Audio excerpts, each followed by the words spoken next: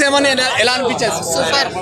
So మరి BGMs గానీ songs గానీ ఎలా అనిపించాయి? సాంగ్స్ అయితే చెప్పవలసిన ఆల్రెడీ హిట్ లోనే నడుస్తున్నాయి కాబట్టి హిట్టేనా? మరి నక్కతో ఫైట్ సీన్స్ ఎలా అనిపించాయి?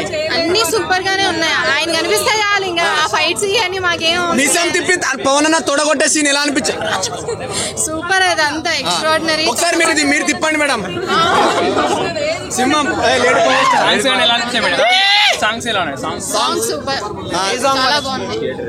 కొల్లగొట్టినాదిరో కొల్లగొట్టినాదిరో ఆ సాంగ్ మాత్రం extraordinary.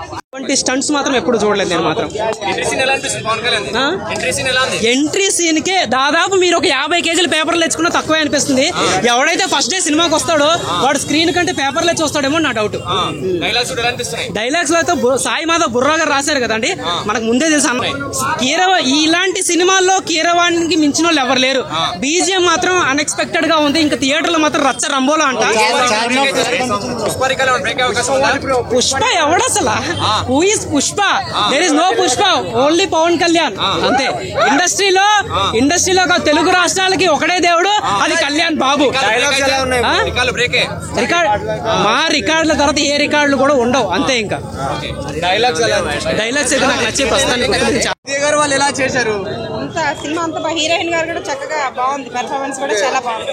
So Charminar fight scenes ఎలా అనిపించాయి? గుర్రపు సవారీ బాగున్నాయి సార్. ఆ పవన్ కళ్యాణ్ కి ఎక్కడ తగ్గేదేలే. సో పవన్ సాంగ్స్ కూడా super. Okay, thank you. So last లో పవన్ అన్న ఫైట్ సీన్ ఎలా అనిపించింది? ఫైట్ సీన్ ఎలా అనిపించింది పవన్ అనేది? సూపర్ సార్, అన్ని బాగున్నాయి, అన్ని సీన్లు సూపర్. ఓకే, ఓవరాల్ గా movie hit block buster. Okay, so ఎలా అనిపించింది సార్ మీకు? ఎలా అనిపించింది? సూపర్ అండి, సూపర్. Everything super. చాలా బాగుంది సార్.